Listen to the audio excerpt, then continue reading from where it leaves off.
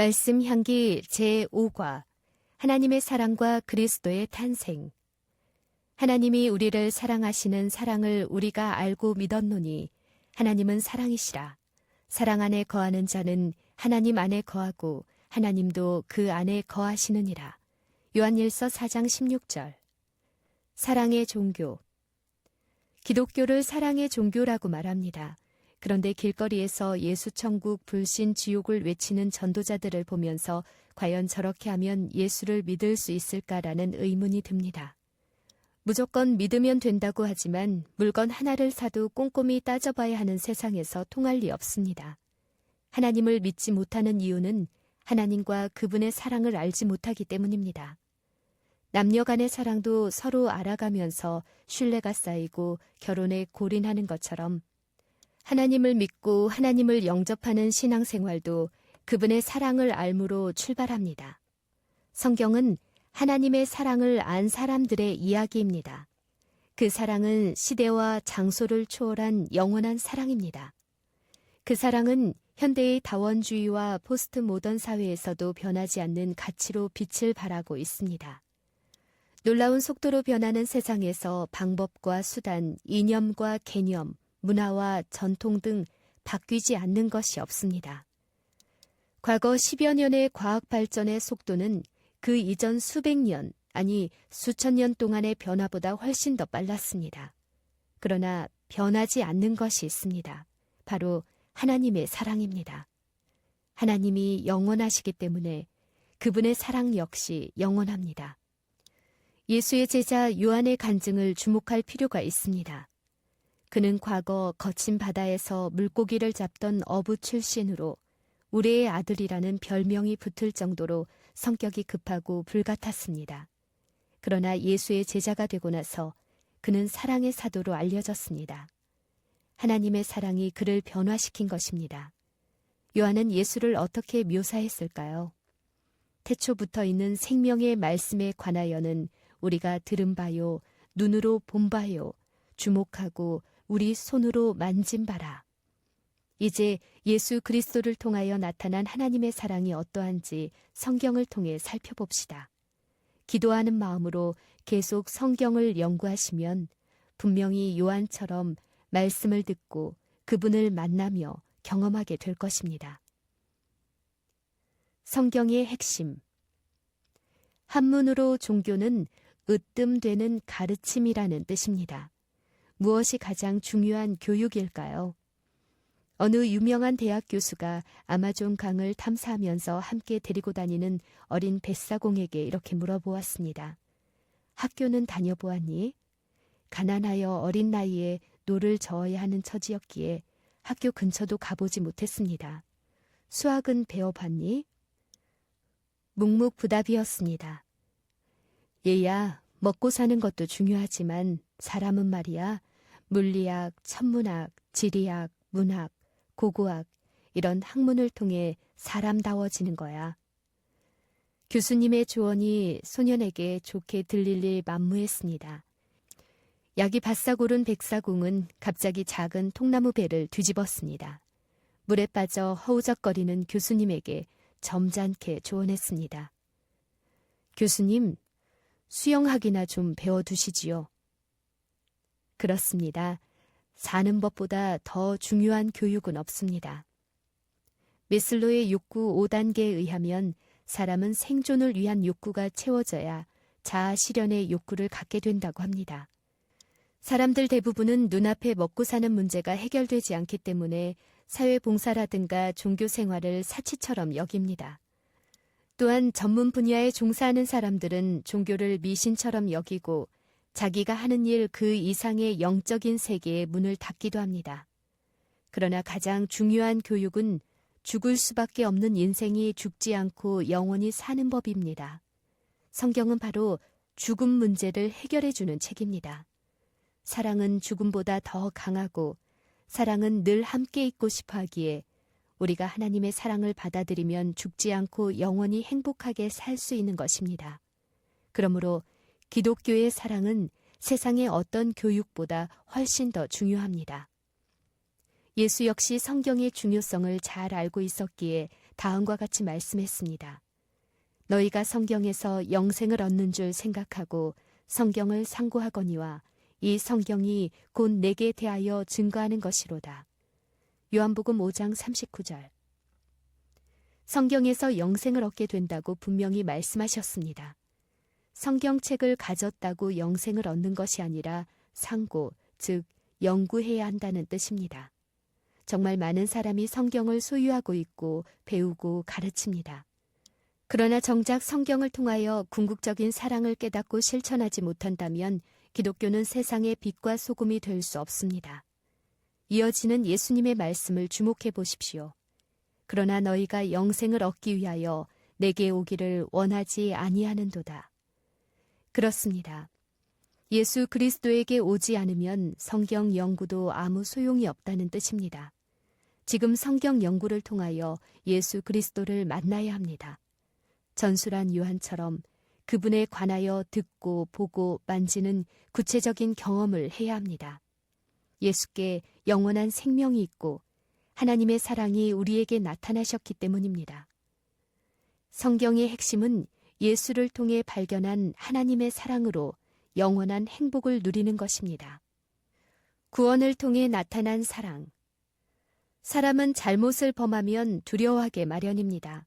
심지어 어린아이일지라도 엄마의 말을 어기고 자기 하고픈 일을 하다가 들키면 야단 맞을까 겁을 냅니다. 또한 혼날까봐 두려워 변명하거나 둘러대는 것은 어쩔 수 없는 인간의 본성인가 봅니다. 하나님께서 천지를 아름답게 지으시고 아담과 하와를 에덴 동산에 두셨습니다. 그러나 하나님의 말씀보다 뱀으로 변장한 사탄의 말을 듣고 완전한 행복이 깨져버렸습니다. 그러나 사랑의 하나님은 두려워서 숨어버린 아담을 찾으셨습니다. 전지전능하신 분이 어디로 도망갔는지 몰라서 아담아, 아담아 부르셨을까요? 하나님의 음성 속에서 이미 용서하시고 잃어버린 지위를 회복시키기 원하는 그분의 본심을 들려주시기 위해서 하나님은 계속 아담의 이름을 부르셨던 것입니다. 그러나 하나님의 사랑을 온전히 보지 못한 하와는 뱀에게 잘못을 전가했고 아담 역시 자기 아내 탓을 합니다.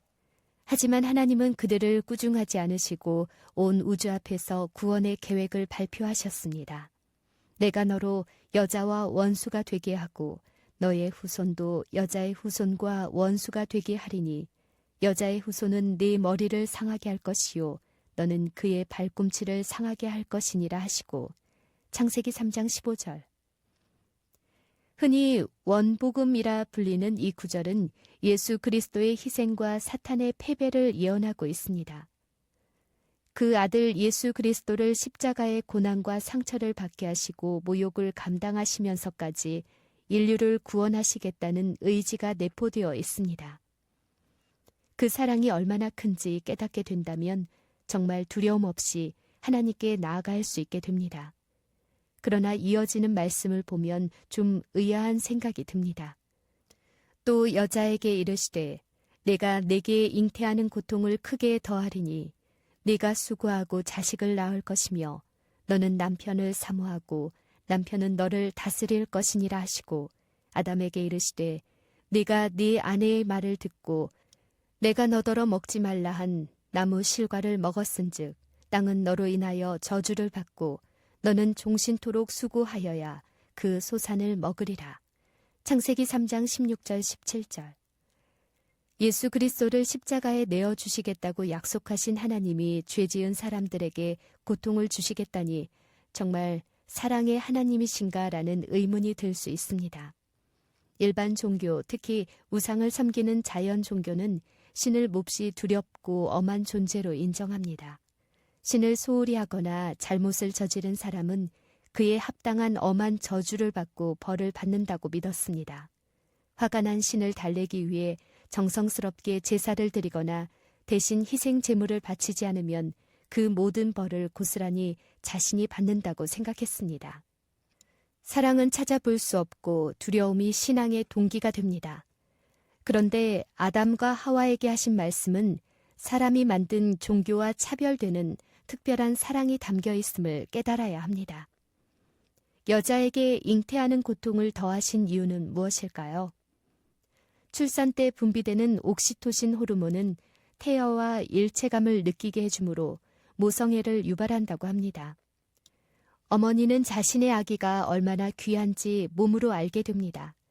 사실 아기가 아프면 자신이 대신하여 아프면 좋겠다고 생각하는 것이 모성애입니다. 그러니 하나님이 자신과 동일한 그 아들을 주신다는 의미를 이보다 더 잘 이해하는 방법이 있을까요?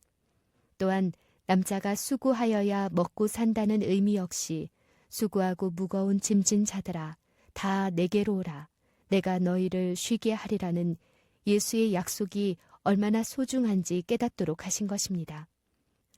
자신의 손으로 땀을 흘려서 먹고 사는 게 얼마나 힘든 일인가를 깨닫고 하나님께로 돌아오도록 하신 섭리입니다.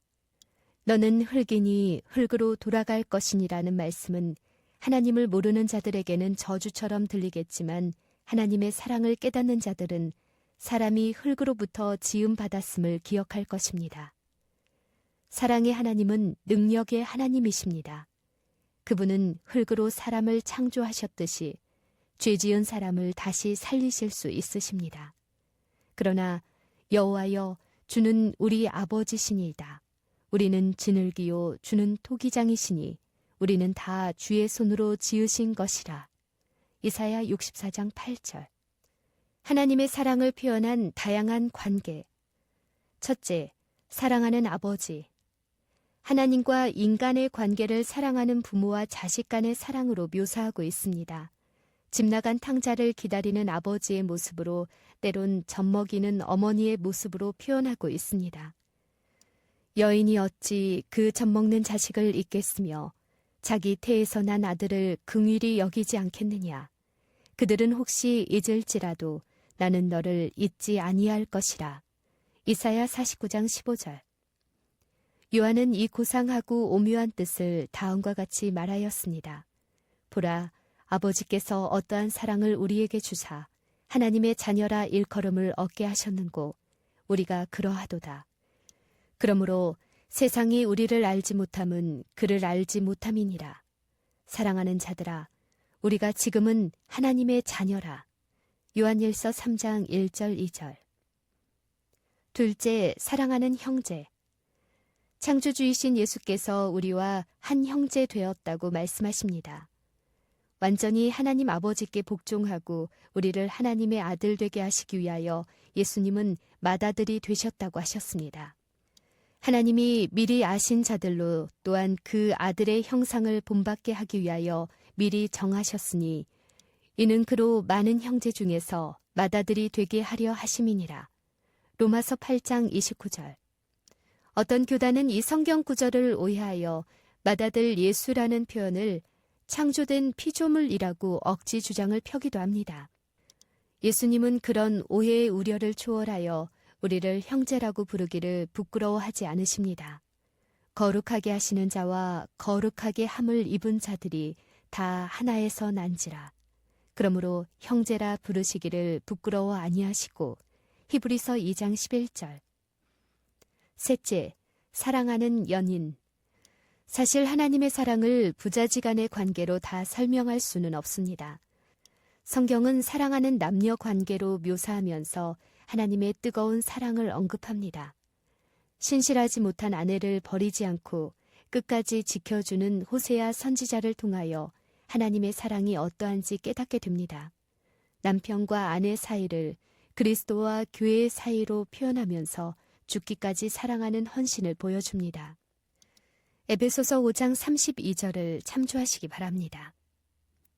구원받은 자들을 그리스도의 아름다운 처녀로 묘사합니다. 고린도후서 11장 2절을 참조하십시오.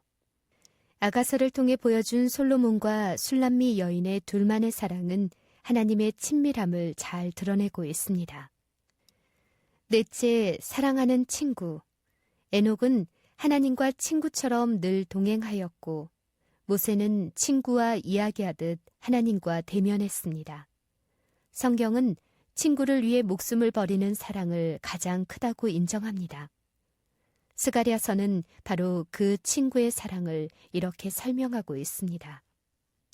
혹이 그에게 묻기를 네 두 팔 사이의 상처는 어찌미냐 하면 대답하기를 이는 나의 친구의 집에서 받은 상처라 하리라. 스가랴 13장 6절. 예수님의 십자가는 온 인류를 친구로 삼으신 징표입니다. 그 밖에도 사랑하는 주인의 모습으로, 군대의 사령관으로, 우주의 임금으로, 병을 고치는 의사 등 다양한 모습으로 묘사되어 있습니다. 이 모든 다양한 관계의 핵심은 한마디로 사랑입니다. 유일한 방법. 사랑이신 하나님은 공의의 하나님이십니다. 율법이 사랑인 까닭은 감정에 따라 변하지 않고 변치 않는 하나님의 품성을 보여주기 때문입니다. 범죄한 인류를 구하기 위하여 하나님은 자기 마음대로 할 수 없으셨습니다. 그분의 공의가 무너지면 하나님 나라의 기초가 흔들리기 때문입니다. 하나님의 사랑은 죄인의 죽는 것을 기뻐할 수 없었습니다. 그러므로 인류의 죄값을 대신 갚고 인류의 죄의 본성을 근본적으로 고쳐주셔서 인류로 하여금 영원히 살 수 있도록 하기 위하여 한 계획을 세우셨습니다. 십자가의 희생을 통하여 죄의 근원을 처리하고 인류의 심령을 근본적으로 변화시키고 궁극적으로 구원하는 일이었습니다. 이것이야말로 공의를 살리고 하나님의 지극한 사랑을 나타내는 오묘한 진리입니다. 인류를 구원하는 데는 다른 피조물을 사용할 수 없었습니다. 창조하신 분이 책임지셔야만 했습니다. 공자나 석가모니나 무함마드나 소크라테스와 같이 위대한 성인일지라도 남의 죄는커녕 자신들의 죄 문제를 해결할 수가 없었습니다. 아무리 선을 행하고 착하다고 할지라도 하나님과 분리되어 태어난 사람은 그 자신이 죄의 운명을 벗어날 수 없습니다. 그러니 다른 사람의 죄를 대신 속할 수도 없는 것입니다. 그렇기 때문에 하나님 아버지는 오직 하나님이신 예수에게 구원의 사명을 주셨습니다. 완전한 하나님으로서 예수님은 이 땅에 태어나실 때에 온 인류를 구원하기 위해 신성의 인성을 쓰신 것입니다. 그는 근본 하나님의 본체시나 하나님과 동등됨을 취할 것으로 여기지 아니하시고 오히려 자기를 비어 종의 형체를 가져 사람들과 같이 되었고 사람의 모양으로 나타나셨음에 자기를 낮추시고 죽기까지 복종하셨으니 곧 십자가의 죽으심이라. 빌립보서 2장 6절에서 8절. 그런 까닭에 사도 베드로는 예루살렘의 수천 명의 대중 앞에서 큰 소리로 담대히 이렇게 외쳤습니다. 다른 이로서는 구원을 얻을 수 없나니 저나 인간의 구원을 얻을 만한 다른 이름을 우리에게 주신 일이 없음이니라. 사도행전 4장 12절. 여자의 후손. 엔도 슈샤쿠는 그의 소설에서 예수의 죽음과 그리스도의 탄생을 심도 있게 다루었습니다. 인간으로 오신 예수는 십자가에서 죽었으나 그것으로 끝나지 않고 부활로 인하여 그리스도가 믿는 자의 마음속에 영원한 메시아로 태어났습니다. 예수의 탄생은 남편과의 관계가 아닌 성령의 잉태로 말미암았습니다. 요셉은 하나님의 하시는 일을 온전히 이해할 수 없었기에 가만히 마리아와 파혼하려고 했습니다. 하지만 하나님은 요셉에게 용기를 주었습니다. 이 일을 생각할 때에 주의 사자가 현몽하여 가로되 다윗의 자손 요셉아 내 아내 마리아 데려오기를 무서워 말라. 저에게 잉태된 자는 성령으로 된 것이라. 마태복음 1장 20절. 처녀의 잉태는 불가능을 가능케 하시는 하나님의 능력을 드러냅니다. 또한 이것은 하나님의 약속의 성취이기도 합니다. 그러므로 주께서 친히 징조로 저희에게 주실 것이라. 보라, 처녀가 잉태하여 아들을 낳을 것이요 그 이름을 임마누엘이라 하리라. 이사야 7장 14절. 구원자 예수의 또 다른 이름 임마누엘은 하나님이 우리와 함께 계시다라는 뜻입니다. 죄인을 벌하지 않으시고 구원하셔서 영원히 함께 하시려는 하나님의 사랑이 듬뿍 담긴 이름입니다. 예수 그리스도의 탄생. 유대나라 베들레헴에서 호적 조사가 한참 진행되고 있던 때였습니다. 갈릴리 나사렛에 사는 젊은 부부 요셉과 마리아는 새로 호적을 정리하기 위하여 본적지 베들레헴으로 갔습니다. 그러나 손님이 너무 많이 모여들어서 여관은 말할 것도 없고 온 집과 마을이 모두 사람으로 차고 넘쳤습니다. 이 젊은 부부는 머무를 곳을 얻지 못하여 어떤 집 외양간에서 밤을 지내게 되었습니다. 마침 그 밤에 마리아는 산기가 있어 아기 예수를 낳고 강보로 싸서 구유에 누였습니다. 그때에 베들레헴 성밖 언덕에는 양떼를 지키며 밤을 보내는 목자들이 있었습니다. 그들은 당시 세상의 어지러움을 탄식하며 어서 메시아가 오셔서 세상을 바로잡아 주시기를 갈망하고 있었습니다. 그때 갑자기 한 천사가 나타나 그 빛난 광채가 두루 비치니 저들이 심히 두려워하였습니다. 천사가 이르되 무서워 말라. 보라, 내가 온 백성에게 미칠 큰 기쁨의 좋은 소식을 너희에게 전하노라. 오늘날 다윗의 동네에 너희를 위하여 구주가 나셨으니 곧 그리스도 주시니라. 너희가 가서 강보에 쌓여 구유에 누인 아기를 보리니 이것이 너희에게 표적이니라고 하였습니다. 넓은 들과 산골짜기를 통하여 멀리 퍼진 이 찬미 소리는 예수로 말미암아 이르는 축복과 평화를 노래한 것입니다. 과연 예수를 받아들이는 자들의 마음 가운데는 평안과 화평이 있습니다. 그들의 가정이나 사회에도 평화가 깃들 것입니다. 그리스도의 정신이 지배하는 곳에서는 다툼이 자취를 감추고 오직 화평만 있게 될 것이니 예수님이야말로 평화의 왕이십니다. 목자들은 천사의 지시대로 베들레헴 성으로 돌아가 강보에 싸서 구유에 누인 아기 예수를 찾아보고 그에게 공손히 절하였습니다. 또 먼 동방 나라에서는 박사들이 이상한 별을 보고 구주가 나실 것을 알고 유대 나라 베들레헴으로 찾아와 구주로 나신 아기 예수께 경배하고 황금과 유황과 모략 등 매우 값진 예물을 드리고 갔습니다. 그들은 옛글 가운데서 한 별이 야곱에게서 나오며 한 홀이 이스라엘에게서 일어나서라는 말씀을 잊지 않았던 것입니다. 일찍이 약속하신 여자의 후손은 죄의 창시자 사탄의 일을 멸하시고 우리에게 영생을 주시기 위하여 십자가를 지셨습니다. 예수는 마구간에서 초라하게 태어나셨으나 십자가의 승리 이후에 천하 만국의 왕이 되실 것입니다. 사탄과의 싸움을 폭로하는 요한계시록은 이를 정확하게 알려주고 있습니다. 여자가 아들을 낳으니 이는 장차 철장으로 만국을 다스릴 남자라. 그 아이를 하나님 앞과 그 보좌 앞으로 올려가더라. 요한계시록 12장 5절. 그리스도는 이렇게 십자가의 죽음에서 부활하시면서 탄생한 것입니다. 이제 믿음으로 그리스도의 탄생이 역사적인 사건으로 끝나지 않고 여러분의 마음속에서 다시 일어나야 합니다. 성령께서 여러분의 마음에 감동을 주시고 예수 그리스도를 개인의 구주로 받아들이시기 바랍니다. 사랑의 하나님은 예수 그리스도를 믿는 자에게 구원을 약속하십니다. 더 나아가 그분과 함께 영원히 하늘에서 살기를 원하십니다. 죄 문제를 해결해 주신 그리스도를 따르는 자들은 더 이상 죽음이 그 인생을 다스리지 않습니다. 그리스도가 다스리는 사람들은 욕망과 욕심을 인생의 주인으로 삼지 않습니다. 이기심을 마음의 보좌에 앉히지 않습니다. 하나님의 사랑에 이끌리는 자들의 찬송을 들어보십시오. 내가 또 들으니 하늘 위에와 땅 위에와 땅 아래와 바다 위에와 또 그 가운데 모든 만물이 가로되 보좌에 앉으신 이와 어린 양에게 찬송과 존귀와 영광과 능력을 세세토록 돌릴지어다 하니. 요한계시록 5장 13절. 나의 결심.